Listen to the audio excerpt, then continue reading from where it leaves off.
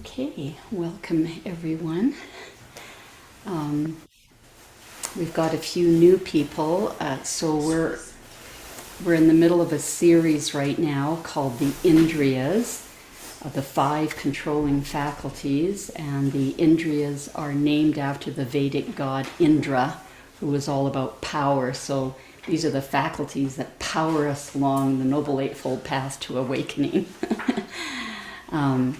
So if you haven't heard the previous talks, if you just go to the website and the menu item resources, and under that is summary of the weekly talks. We have some kind of feedback. I'm not too sure. Oh, is that your hearing aid? I just put it in. Oh, okay. I thought somebody had a computer in the room. Anyway, that's where you can find the previous talks. But before I start with tonight's talk, so first of all, let's talk about what the 5 indriyas are. So number 1, what's number 1? Faith. Well, yes, yeah. Faith. Faith is number 1. Number 2? Energy. Number 3? Mindfulness. And then tonight we're doing number 4, which is Samadhi, stillness. And there's many other words for it. But before, and then the final one, which Aya is going to do when she gets back next week from visiting her grandchildren, she'll do the final one, which is wisdom. But before I start on tonight's topic on Samadhi, last week when I talked about mindfulness, and the Pali word for that is sati, there were a few people who said they felt kind of overwhelmed. So I apologize for that.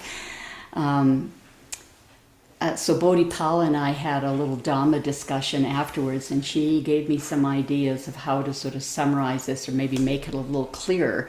So I'm just going to spend a couple of minutes on last week's topic, mindfulness or sati, to hopefully kind of summarize it for you.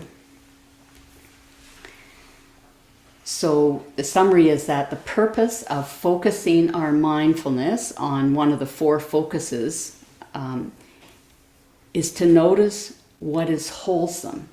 And that which is wholesome is going to lead to joy, versus noticing that which is unwholesome, because which is unwholesome will lead to suffering. So our goal is to increase the wholesome and let go of the unwholesome, and not by some kind of a strained, forced effort, but more by just feeling the suffering. Like this is, Ajahn Brahm talks about using wisdom power instead of willpower. Willpower is sort of that strained, stressed pushing. We don't want to be doing that. And so wisdom power is if you can see the suffering or experience the suffering in what is unwholesome, then you're just going to drop it like dropping a hot coal. So it doesn't take any effort really at all. So basically what we're doing is moving our attention from unwise attention to wise attention. So what happens when we've developed mindfulness and let go of the hindrances, let go of what's unwholesome, then that develops samadhi, which we're going to talk about tonight.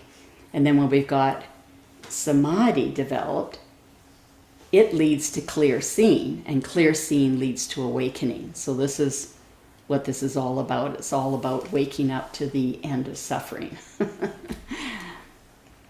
Now, probably what I didn't mention last week and is very important is most of this mindfulness practice happens in our everyday life. It's not happening on the cushion. It's happening while life is happening, because that's when you're getting your buttons pushed, right? In relationships, at work, wherever. That's when all these hindrances are coming.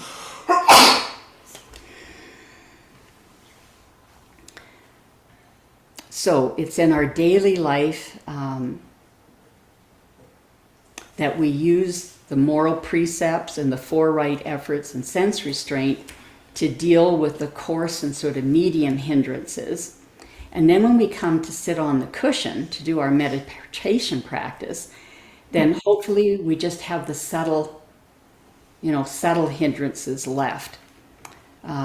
And that's, we just have to let go of those to still the mind, which is samadhi. But that doesn't always happen when you come and sit down on the cushion.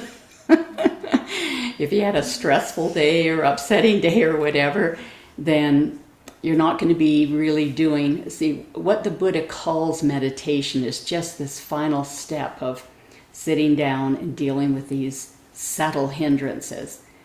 But we have to deal with reality. So if you're sitting on the cushion, we'll call it pre-meditation, you're sitting there dealing with the hindrances, with the coarser or more medium sort of strength hindrances.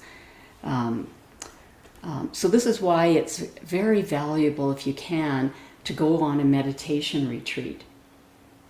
Because if you have a busy life, it's like you never maybe get to the point where you're just dealing with subtle hindrances. You're just constantly being triggered and you're in the sort of coarser, stronger hindrances.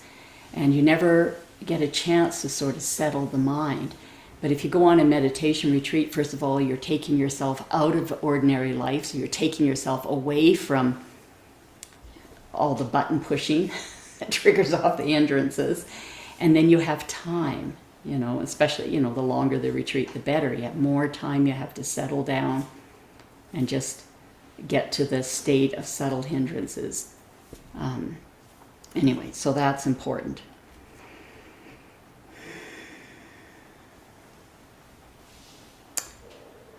Okay, so that's all I wanted to say about last week. So tonight, I'll try not to overwhelm you again by talking about the fourth indriya, samadhi. And various translations of this are stillness, absorption, immersion. The old translation was concentration, but that's falling into disfavor because the word concentration sort of has this connotation of striving or stress or force. And that's not part of our practice. So that's falling into disfavor, and they're using other words like stillness. Now, you're going to find the word samadhi in many different lists. It's in the Noble Eightfold Path. It's the 8th step. It's the last step. So the Noble Eightfold Path is bringing us up to awakening. Awakening isn't part of the path. The path is leading us to that. And so this is the final step before awakening. So it's a pretty profound step. It's not something we're going to find in everyday life. It's one of the 7 factors of awakening, and I'm going to be talking about samadhi tonight using the 7 factors of awakening. And of course, we're talking about the indriyas, the 5 controlling faculties, and it's one of them. The 37 bodhipakkhiyadhammas is what the Buddha gave as a summary of his teaching. So it's sort of the 37 most important aspects. And there aren't really 37 because he gives various lists and several qualities are repeated over and over again. So it's less than 37, but it's known as the 37 bodhipakkhiyadhammas. And samadhi is certainly in there. So that might be a little bit confusing that it's in all these different lists, but all the lists are talking about exactly the same thing. It's just that you know that terms often have various nuances to their meaning. And so each of these lists is just sort of giving you a slightly different nuance on the meaning of samadhi. Okay, so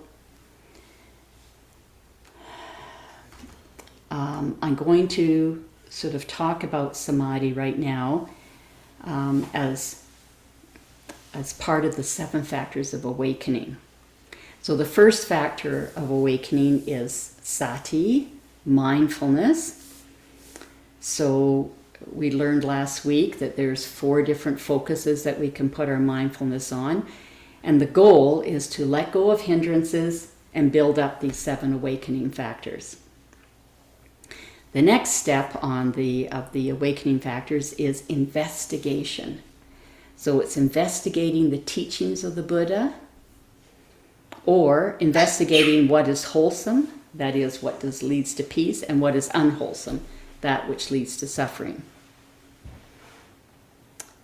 The next step is either called effort or energy. So this is referring to the 4 right efforts, which are to either prevent or let go of the hindrances, or to bring into existence or to strengthen the factors of awakening. So you can see that all these steps are doing exactly the same thing. They're all focused on some aspect of letting go of the hindrances and building up the factors of awakening.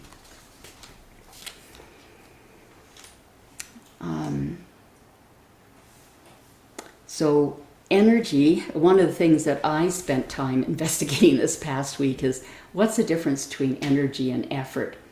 And sort of what came to mind, or what makes sense to me, is effort, there's an intention to do something. Effort is implying an intention. So you're meditating and then you become aware, or you're just going about your daily life and you become aware that your mind is having unwise attention, that there's a hindrance up, that there's suffering. And then you make an intention to move your mind to wise attention, or like to let go of that hindrance. Whereas energy, in the Buddha's description of it, is something that arises naturally. It arises naturally from us following the precepts, just going through the Noble Eightfold Path or the 7 factors of awakening. It's a quality that arises, so it's an experience, and it's an experience in our bodies of, or our minds of energy, of having some energy. So one's sort of an intention and one's sort of an experience.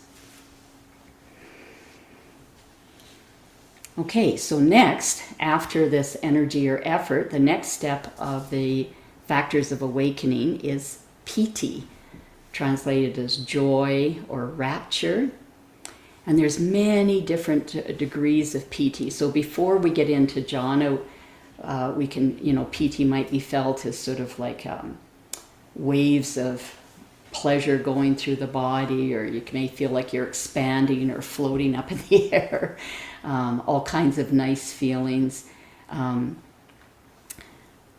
then the piti that you get in jhana is like a sort of a different degree. And Ajahn Brahm, he calls it a nuclear reactor kind of energy. Really strong. And then this piti, it gives rise to tranquility.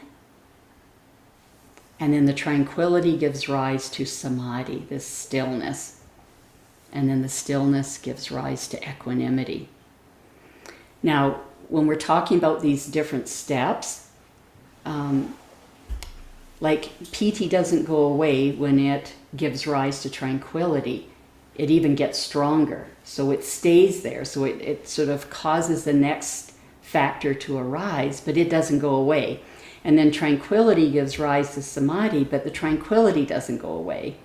And this samadhi or stillness gives rise to equanimity, but the samadhi doesn't go away. They just keep intensifying. So samadhi is a combination of energy, piti or joy, and tranquility. So it's not like ordinary experience.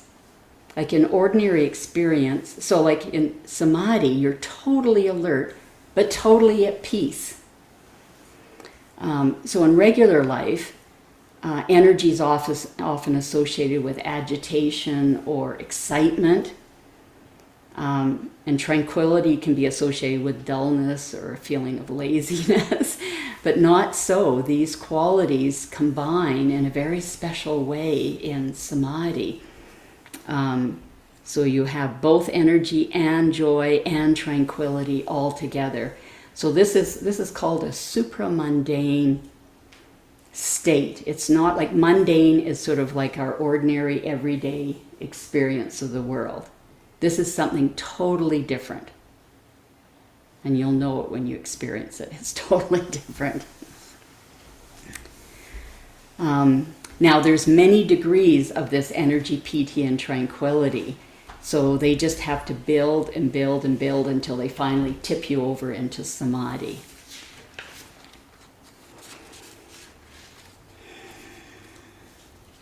And then as the final step of the 7 factors of awakening is that samadhi leads to equanimity. And equanimity, the translation of the Pali term, means looking on, seeing clearly. So combined with samadhi, the looking on will be very still, uninvolved, unbiased, unattached, without any kind of defilements. And this allows you to see things as they actually are, which leads to awakening.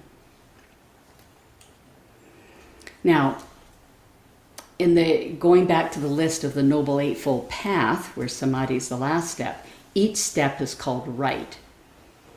Like there's right view, right intention, right samadhi. All the steps have the word right in front of them. So it means that there's a way to do this. Like somebody could mindfully be robbing a store. Well, that's not right. That would be wrong. And what makes samadhi right samadhi is right view. Being able to see the Four Noble Truths. Being able to see dependent origination, which is cause and effect. Being able to see the 3 characteristics of everything. Impermanence, unsatisfactoriness, and not self. So some people can have experiences of deep samadhi, but because they don't have this, quote, right view, it's not going to lead them on to awakening. So, for example, some Christians, through their prayer practices or whatever, have entered jhana states, which is another word for samadhi, but they're not seeing, the Four Noble Truths of suffering caused by desire, and then the ending of suffering with the Four Noble Truths. With the Noble Eightfold Path. They're seeing this experience as maybe merging with God or having a very close experience with God. And so they'll see this as the end of the path. And it's not. Samadhi is the last step in the Noble Eightfold Path, which leads us to awakening. So if you think samadhi, this experience of, that you might interpret as merging with God, as the last step, then you're going to stop short of awakening. Or you might have the mistaken view that this, because jhanas are so profound, they're so different than anything you experience in mundane life and ordinary life, you may think that you are awake. And then again, you get stalled at this last step of the path. You don't make the next step into awakening because you think you're already there and you're not. Or it may be that you feel content. The bliss of jhana is very beautiful and you just feel content with that, and so then you're not motivated to do the next step, which is seeing clearly, seeing reality clearly, and awakening happening. Now, another thing I just want to mention is that if our meditation practice plateaus, it might be because we're attached to something, hanging on to something, because to enter samadhi, we have to totally let go. And so if you notice that you're plateauing, then that's the time to take some time to contemplate or reflect, to discover what it is that you might be holding on to, so that, when you can see it, then you can let it go. When you're not aware of it, then that's really hard. Okay, so now, when the Buddha uses the word samadhi, he's talking about the jhanas, and specifically about the first 4 jhanas. And I'm just going to, and I actually have a screen share to do. Let's see.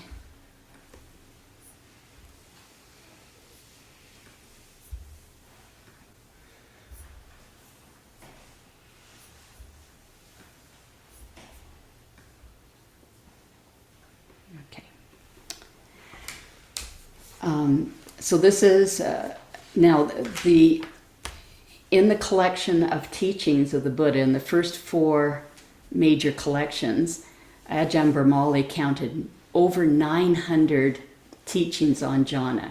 So you can see that the Buddha saw this as pretty darn important when there's 900 entries on this one topic. So it's a pretty important topic. So Majjhima Nikaya 141 is one of the over 900 places that you'll find this. And so this is him talking to a group of monastics, and he asks the rhetorical question, and what is right samadhi?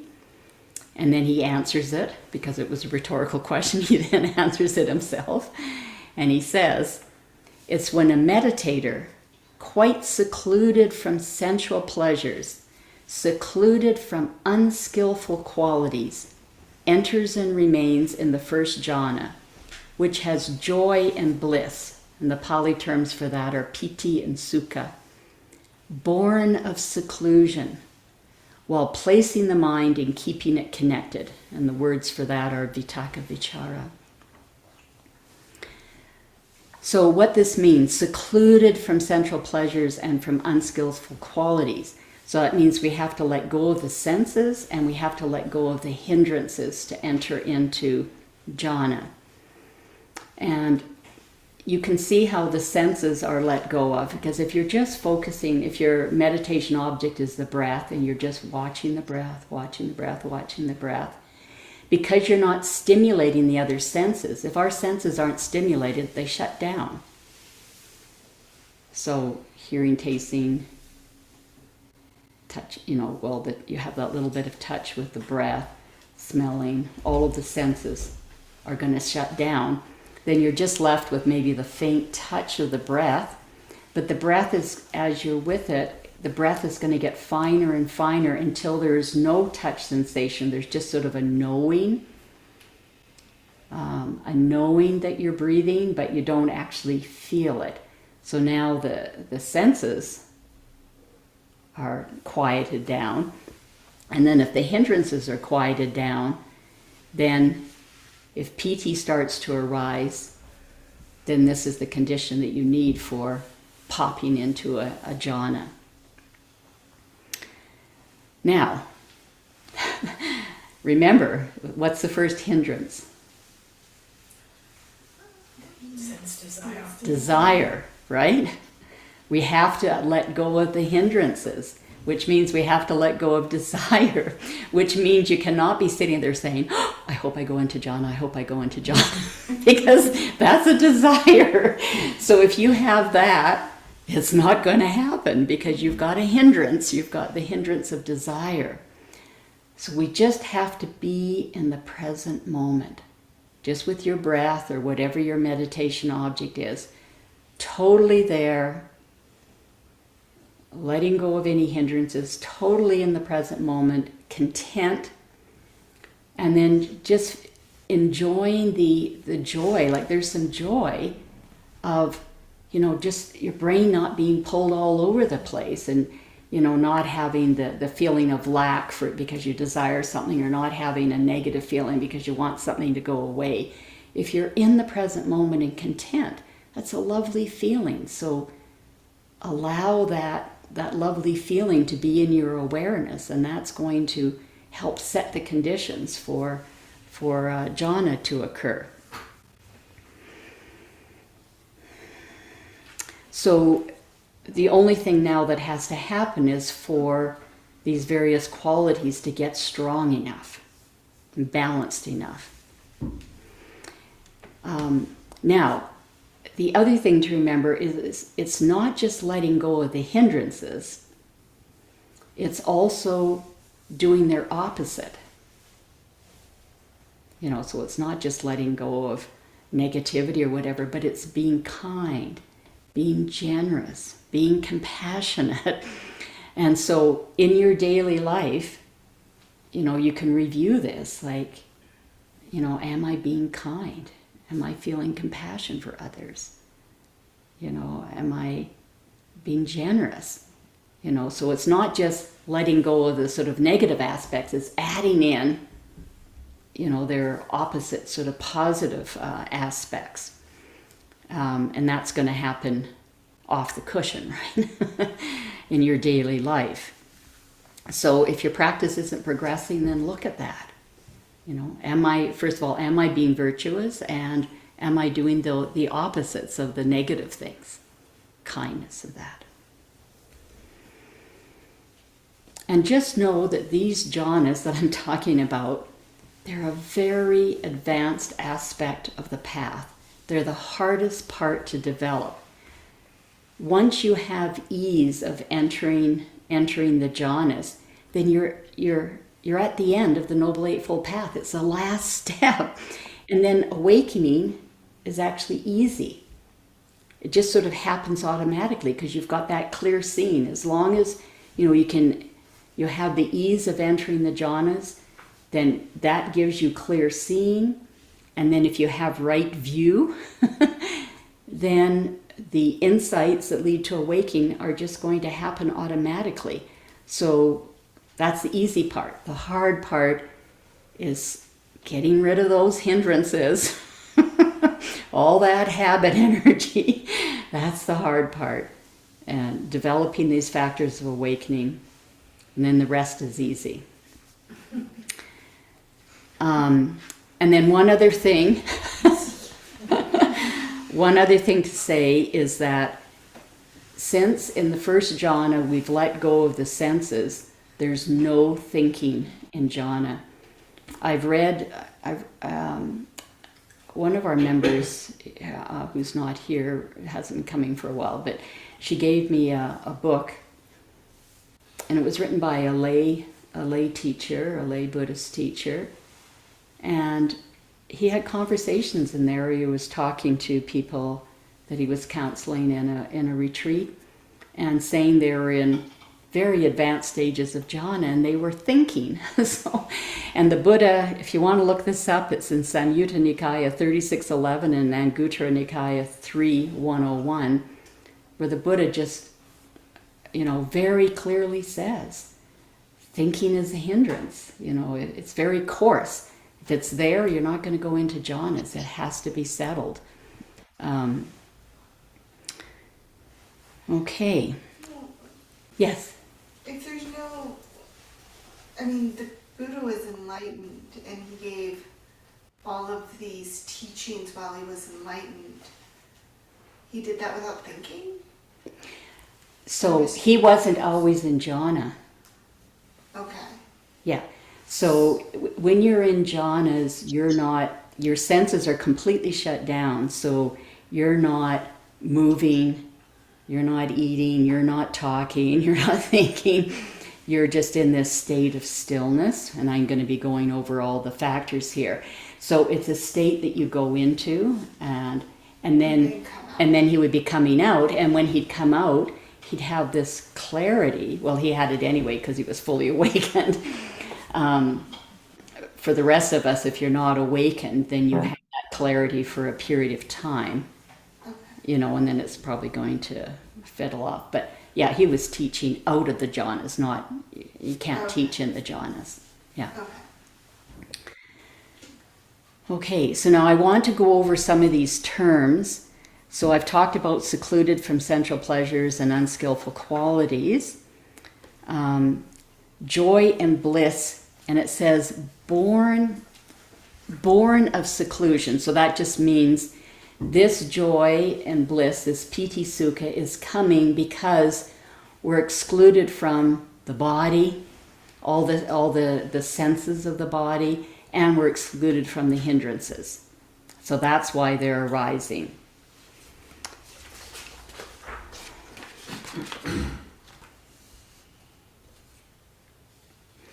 And since the body, all the senses of the body are temporarily shut down, there's no experience of the body. So this piti sukha, this joy and bliss, is a pure mind experience. It's not a bodily experience, it's a pure mind experience. Whereas, remember I said there are different degrees, different levels of piti and sukha. So pre-jhana, you're going to feel these experiences. You can feel like they're in your body, like I said, like your body expanding or vibrating or having rushes or just a beautiful feeling. So that can be experienced in the body. But in the jhanas, it's purely in the mind. There's no sensation in the body. So even though you're not thinking, there's amazing clarity and awareness. Like you are so awake and so aware when you're in the jhanas. But it's just a pure mind experience. There's no thought. Now, this last phrase here, placing the mind and keeping it connected, this is Bhante Sujato's translation of Vitaka Vichara. It's sort of lifting your mind to the meditation object and then holding it. Vitaka is bringing, like if breath is your meditation, you're bringing your awareness to the breath and then you're holding it on the breath. And so you're all aware that in your meditation practice nowadays, you'll bring your mind to the breath and then the next thing you know, you're off thinking, And so you bring it to the breath and you hold it there for a few seconds or a few minutes and then you're off wandering and then you bring it. So there's a real big back and forth pre-jhana. But once you're in the jhana, you're continuously with the object, but when I did my 3-month retreat with Ajahn Brahm, he talked about this. He called it a wobble, that you're with the object, but maybe there's this slight movement away, but then it comes back, and then so there's this slight wobble. And I don't know if that's really noticeable or not when you're in first jhana. But in second jhana, we're moving here, because that wobble is completely gone. So vitaka vichara are gone. Like you're so deep and so immersed, so unified with your meditation object, which now, when you're in jhana, your meditation object is not your breath or whatever else got you into jhana. It's now the piti sukha, it's the bliss. That's what is your meditation object. But you're so immersed in it that this last tiny bit of effort or whatever to bring your mind to it and keep it there, that's no longer needed. You're there.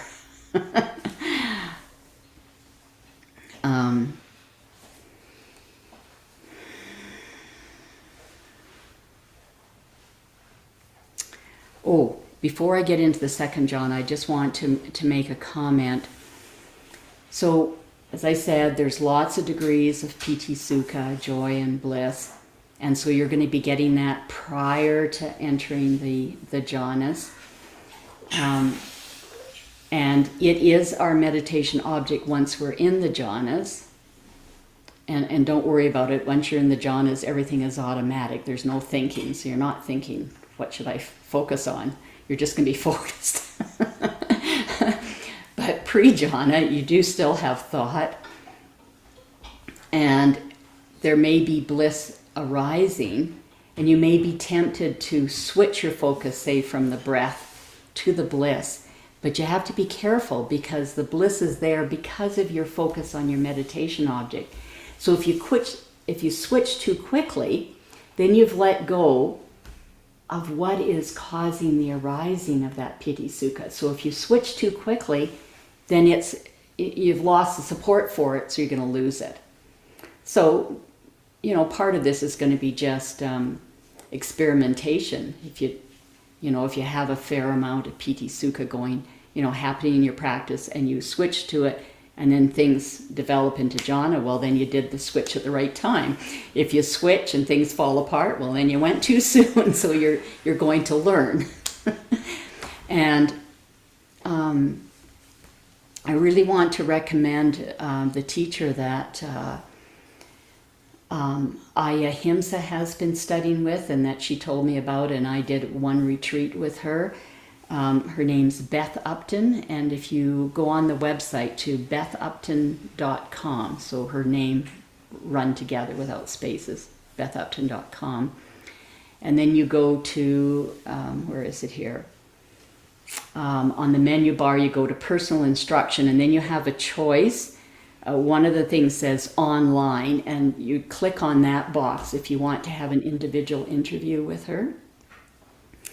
And the best time, she puts up times each day, but because they're coming from England, I have found if you log on about 4:15 p.m. Mountain Time, then you're right when she's put things on the website. If you wait till the next morning, they're probably all gone. So that's the best time to log on if you want an individual. Or there's another box beside that says group.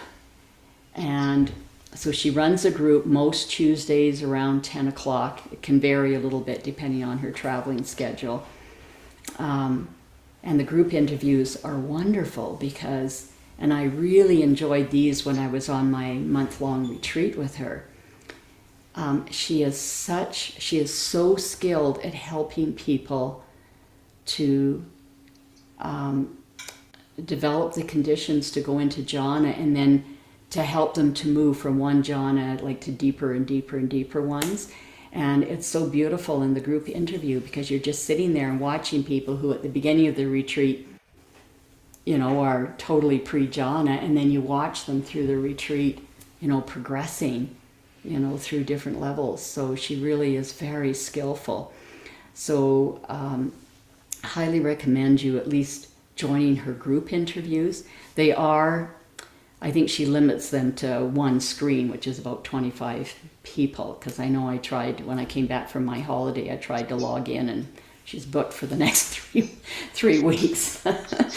So anyway, you have to book early to get in.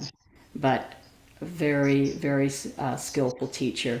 And this is what I are trying to help people with on our days of mindfulness. So if you want to come to the days of mindfulness, we try and give some individual instruction at the beginning of the day or at the end of the day, sort of trying to emulate how we've been seeing Beth teaching. Okay, on to the second jhana. So the vitaka vichara is no longer there because you're just so immersed on the meditation object of bliss. So it says here, as the placing of the mind and keeping it connected are stilled, one enters and remains in the second jhana, which has joy and bliss born of samadhi. Look up here. Joy and bliss born of seclusion. This is joy and bliss born of samadhi, with internal clarity and the mind unified. So piti and sukha for the first jhana, they were due to letting go of the five senses and letting go of the hindrances. Now the piti sukha is at a stronger, deeper, more profound level, and now it's due to the stillness of samadhi. So because vitaka vichara is gone, that last little wobble is gone. So the experience of one of profound, profound, profound stillness. It's unbelievable. Absolutely nothing you've experienced in normal life. When that little wobble is gone, unbelievable stillness. And it says in here, unified. So since there's absolutely no movement, there's no change. So it's just a unification. Now, third jhana. And with the fading away of joy, so now piti, which is the coarser, there's piti sukha, and piti is a bit coarser than sukha. And in third jhana, it's gone. They enter and remain in the third jhana, where they meditate with equanimity, mindful and aware, personally experiencing the bliss of which the noble ones declare, equanimous and mindful, one meditates in bliss.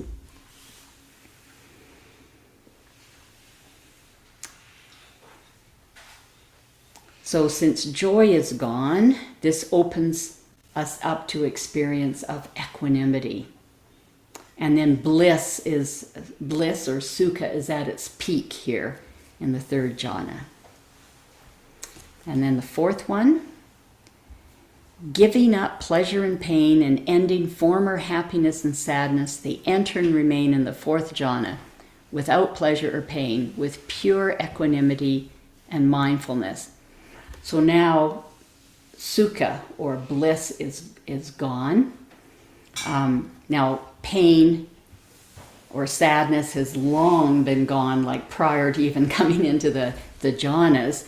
But Ajahn Brahmali said because the two, pleasure and pain are sort of a pair, or happiness and sadness are sort of a pair. The only thing we've let go of here is bliss, but it's sort of like the final half of the pair is gone. And so that all that's left is this equanimity. And of course, mindfulness has never been gone. It's always been there. So now this is the peak. This is the peak of equanimity. It doesn't get stronger than this. So the fourth jhana is the perfect state for once you've emerged from it, for insight, for this clear seeing of reality and awakening. And as Bodhipala mentioned last week, it's possible to awaken in the first, after the first jhana, but this is the ideal conditions if you get here, but other states are possible. Okay, so now the Buddha here, this is this Majjhima Nikaya 141, so he's been talking to the monastics, and I just extracted the part on right samadhi, but his talk was about the whole Noble Eightfold Path. And so he concludes by saying this, referring to the Noble Eightfold Path, is called the noble truth of the practice that leads to the cessation of suffering. So he's talking about the fourth noble truth. So the first noble truth is there's suffering in the world. The second noble truth is the cause of suffering is desire. The third noble truth is the good news. It can cease. And the fourth noble truth is the pathway, the steps that lead you to the end of suffering. And so and that's called the Noble Eightfold Path.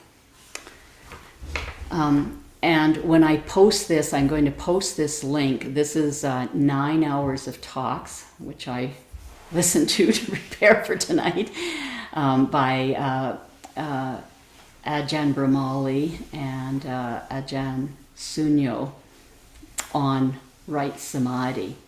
So excellent. So if you want a deep dive, you can go and look in there.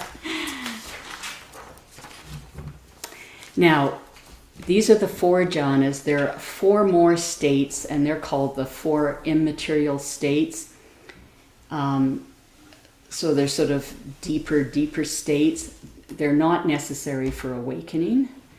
And in these states, awareness starts to cease because the objects of awareness are disappearing. So since there's nothing to be aware of, then awareness starts to cease.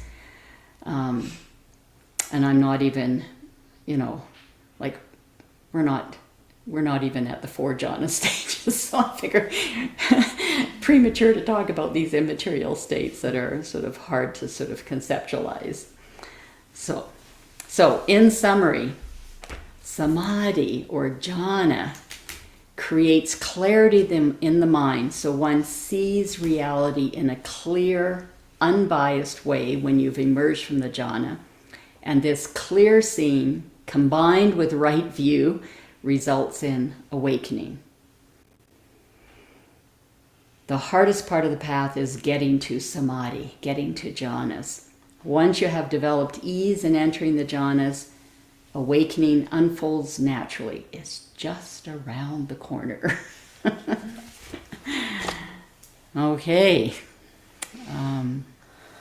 We have time for questions, comments. Zoom room, you'll have to wave your hand or something to get my attention if you have a question. Did you have one, Suzanne? Or were you just waving at me? Okay. You're tiny, so anyway, you'll have to do something to get my attention. Yeah. No, I was just waving. Okay. Hello. Okay.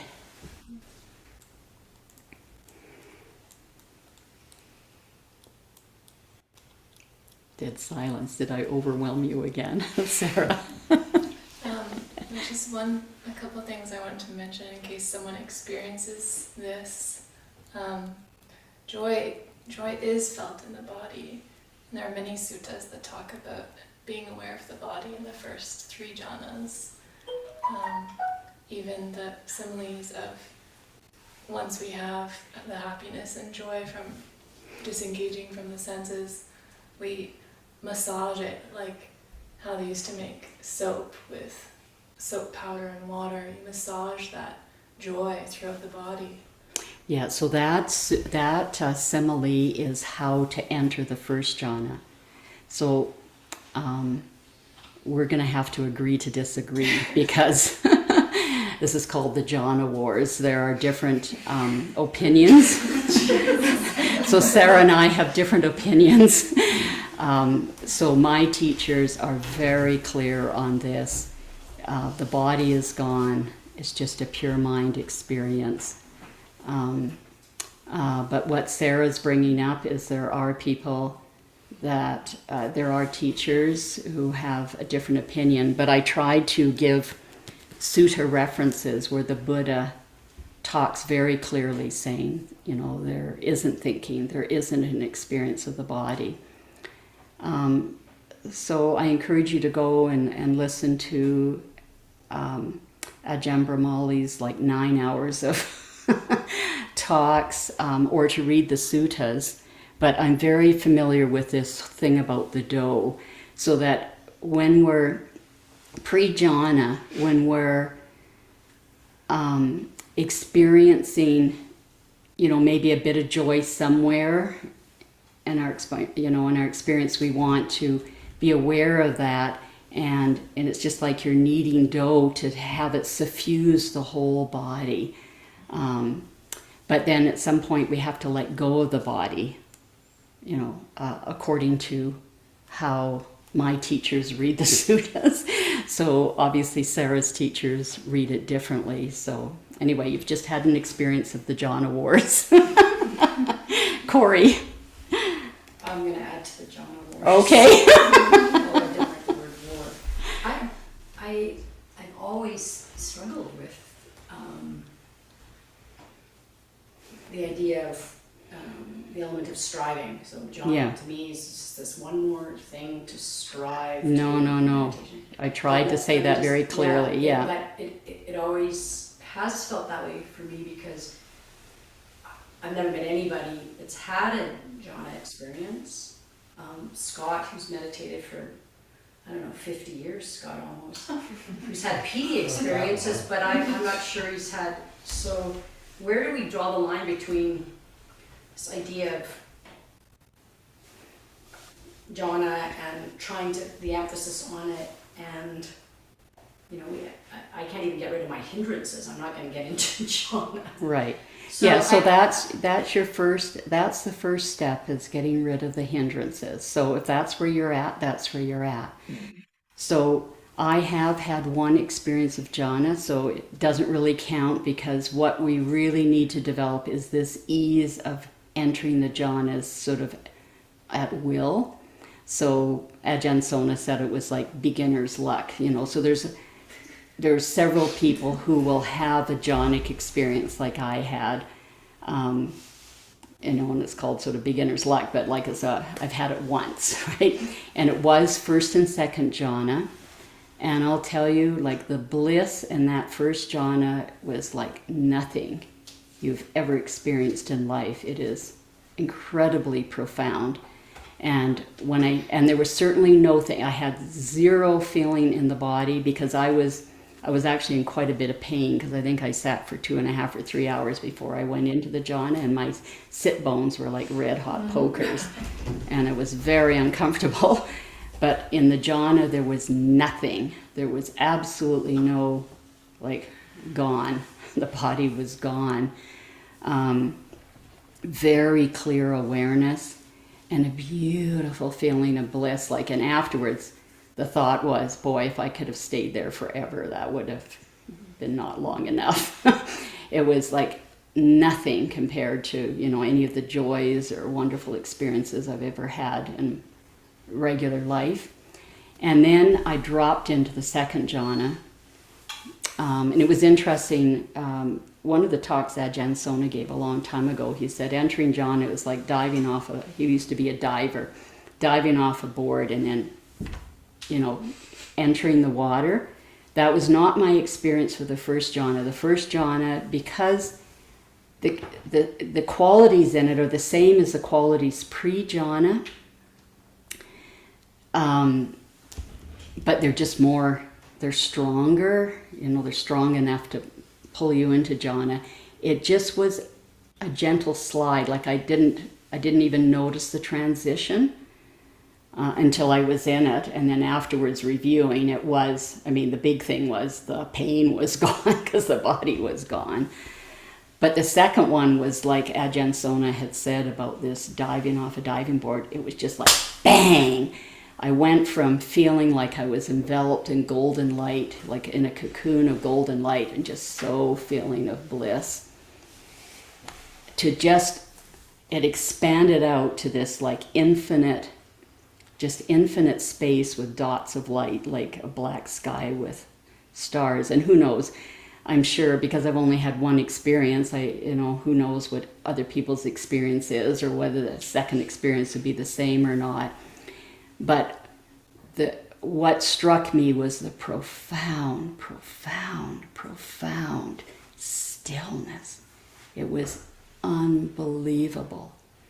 So I think that's back to my question of Yeah. striving, because you have put in all the conditions to be a meditator, yet you've had one jhana experience to Right. strive yet again for another, and I still am struggling with the emphasis on something that 99.9 of us will never be there.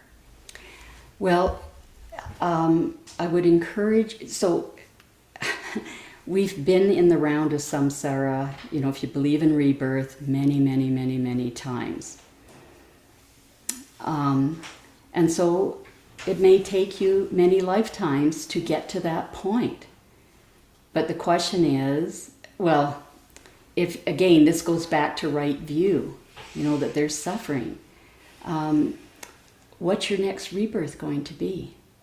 Is it going to be, when the earth is totally heated up and everybody's parched and, searching for food or shelter or water or whatever? Or is it going to be in some war-torn country or, into a real poverty situation? We don't, you don't know what your rebirth is going to be. And most of us have been born into, fairly decent circumstances here in Canada. We don't have wars going on. We have social services, whatever. So this is a fortunate rebirth. Will the next rebirth be the same or not?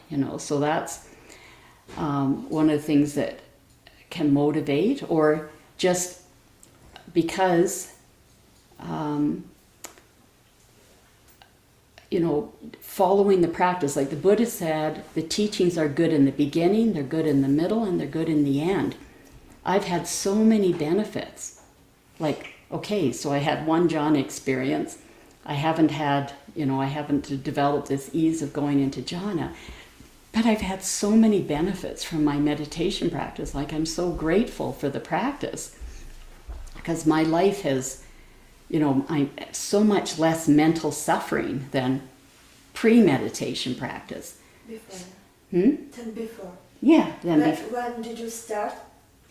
About 1991, 32, 33 years ago. Okay. Yeah. So that alone makes it worthwhile to me. And the big thing is it's not an effortful, it's not a grit your teeth striving. It's, as I said, what I came to thinking about this is effort is intention. The intention to sit down on the cushion and do my daily meditation practice, be in the moment, and plus all of the other steps of the Noble Eightfold Path, living a moral life, being kind, being generous, non-harming, compassion, all of those things. So for me, they're very worthwhile. And we have no control, all we can do is put in the conditions. We focus on putting in the conditions. We don't know when they will fruit into jhana. But we can't be sitting there going, I hope, or I want to get into jhanas, because it's not going to happen. That's going to prevent us from going in. So if I understand good, you have to enjoy. You don't need to have to. You're enjoying now present. Yes, that's right. Nothing. Content in the present moment. Yeah, contentment is part of the gradual training. It's a huge step in the gradual training. I just want to, I'm sorry. Sorry, over here. I was just thinking related to what you said, in what you read about the word secluded, and just that idea that even as we're kind of maybe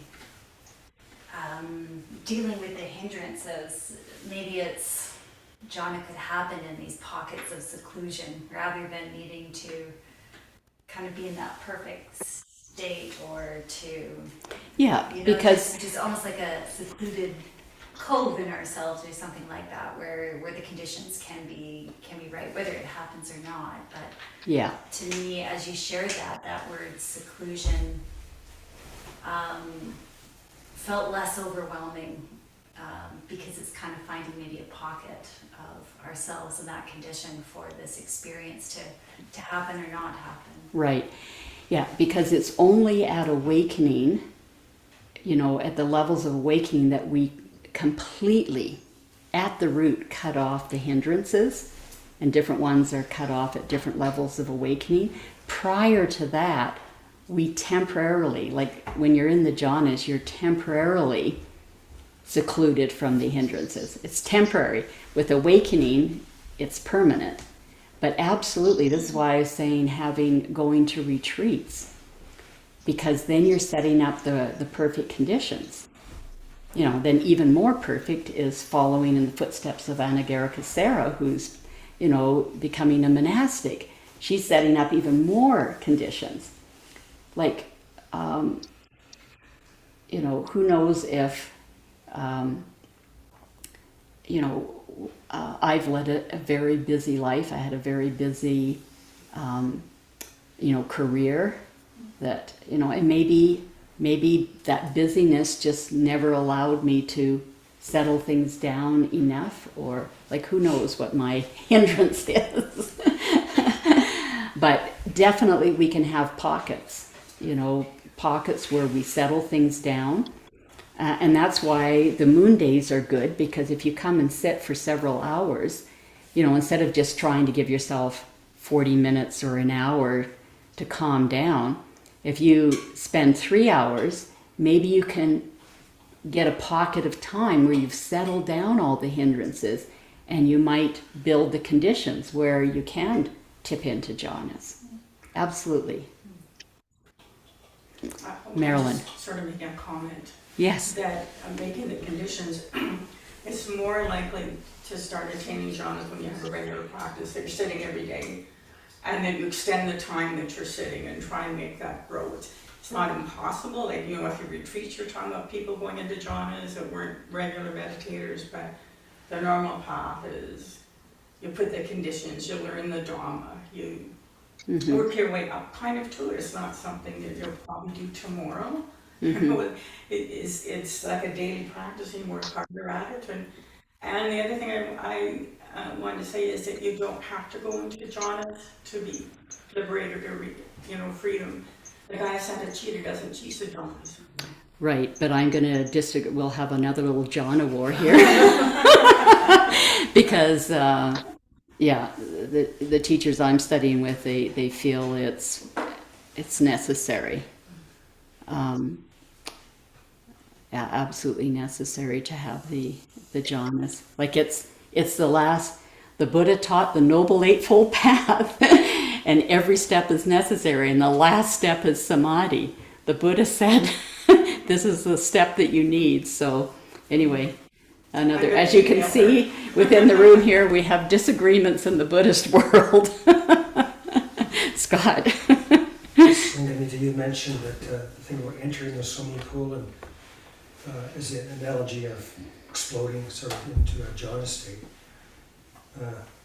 I've had like the experience in the last few months where that sort of happened, where I have a sudden shift in the mind that I can't, very weird feeling. Mm-hmm.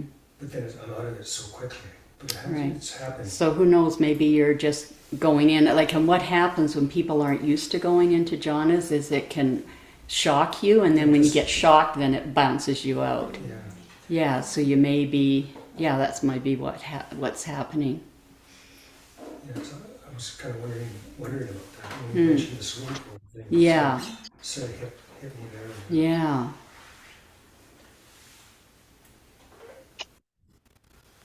Anything from our Zoomers?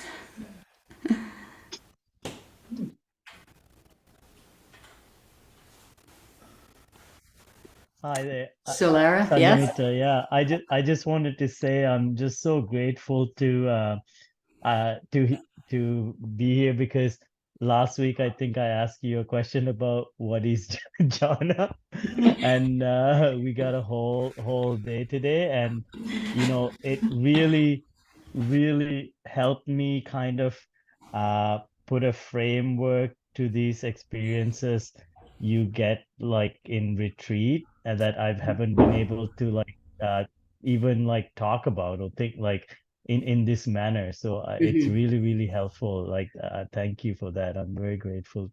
You're For welcome. you. Anything else? Yes. Can you after please write me the contacts what you recommended for the people? Say that again. If you cannot like recommend, like write me the people who you recommended. Oh, Beth Upton. Oh, Or I can yes. after. Yeah, do you have a device on you tonight, or? Yeah, so after the meeting, bring your device and I'll connect you. Actually, she has a lot of YouTube videos too. Yeah, Beth Upton has tons of little short videos. Nice short ones, not 9 hours. That may be a little overwhelming, but it was excellent. Okay, so we're on week 2. I'm surrounded by cords here.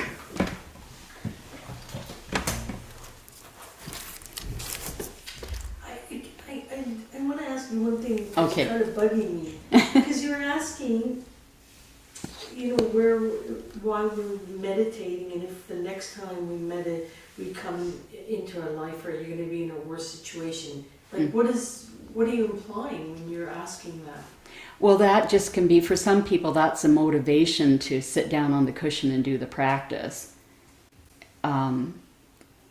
because we may have a good life situation in this life, but we don't know what our life situation will be in our rebirth. And so a full awakening takes us out of the round of samsara, so that it stops rebirth. Yeah. So it's not everybody's motivation, but for some people that's a motivation. And sorry, what happens after that? Like, you're not being reborn. Yeah, and I think they're not jhana wars, but there's some other disagreements there. So because we're not a self, like we don't have some solid entity within us, like some kind of a soul that goes from lifetime to lifetime. We're just a collection of the five khandhas that are due to causes and conditions. And then when we're fully awakened, we're not, like desire is gone. And so there's nothing to pull us into another, existence. And so existence, it just ends. And they're saying there was like no self to begin with. So it's not like some entity ends. It's just, there's no causes and conditions to keep this verb rolling. And is that in physical form or like all form, all aspects? Like the five khandhas are the physical body, feelings, perceptions, mental states, and consciousness. So everything. So is that awakening is equivalent to enlightenment then? Well, that's another word. Awakening, enlightenment, nibbana, Okay. nirvana. Nirvana. Yeah, that's the Sanskrit name. Pali name is nibbana, and Sanskrit is nirvana. Yeah. Ellen? I was just to clarify for myself, is the thought in the teachings that if you're meditating a lot in this life and you're changing your, I guess what you've called habit energy for the better, that it increases your chance of having a good rebirth? Absolutely. So the idea is even if you're not going to attain enlightenment or like a level of jhana or whatever in this life, you can still affect change in the future by decreasing your habit energy or changing it for the better. Right. So what's sort of the thing that is a little bit of a fear thing for me is, we're doing good in this lifetime, and so we'll probably be reborn in a heavenly realm, and we'd stay there until that karma has run out. And then because we're sort of a collection of skillful, unskillful karma or habit energy, then once we've run out of our good karma that got us into a heavenly realm, where are we going to end up next? That's like is the rebirth situation like in a place where we can continue our practice or not? And they're saying there's not much motivation in the heavenly realms. I mean, it's possible, but if life is good, if it's beautiful and conditions are wonderful, like what's good about the human realm is there's sort of a mixture of suffering and pleasure. It's not so much suffering like a hell realm where you're just trying to survive. There's enough pleasure, that you've got the chance, to make some efforts or, start a practice or whatever, if you hear the teachings. But there's enough suffering to motivate you to do that. In the heavenly realms, if life is just easeful and good, you may not be, motivated to take to continue on in the practice. Yeah, that is true. When I had a very difficult situation, I was motivated for it. Yeah. I feel like I need it. Yeah. Suffering is what usually brings people. I was probably quite unusual. I came out of curiosity. I did my first meditation retreat out of curiosity, but a lot of people come out of suffering. It's a huge motivator. Yeah.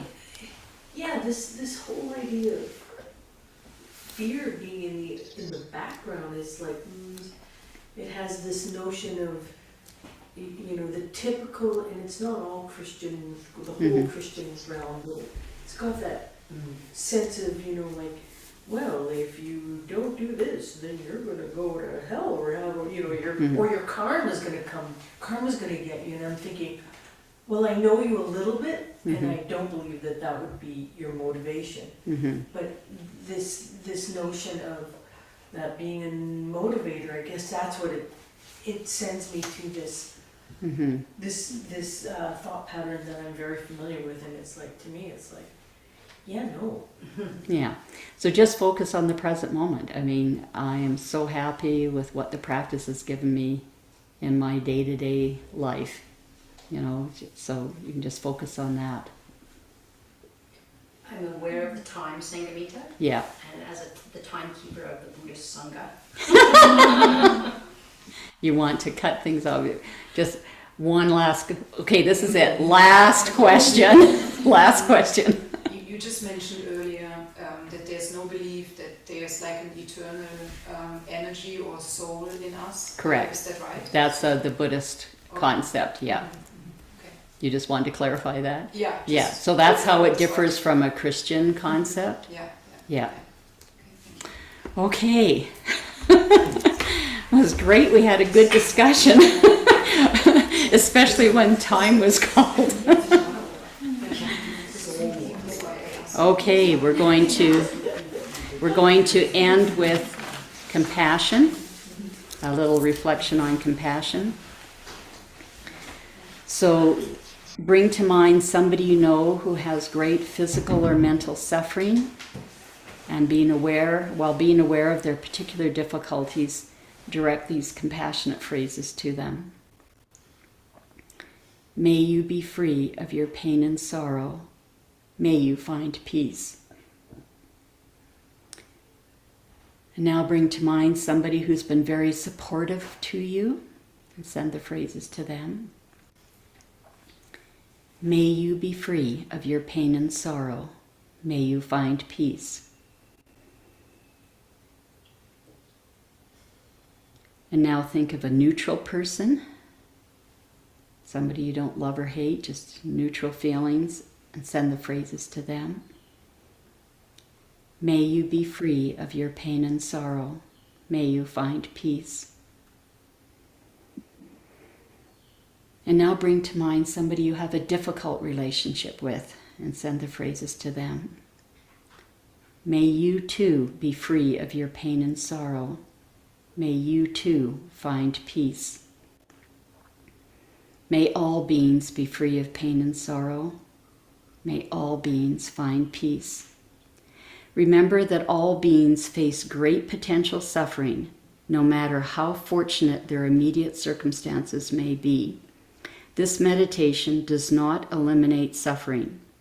What we are doing is being able to acknowledge suffering, to open to it, and respond to it with a tenderness of heart, which allows us to join with all beings and realize we are never alone.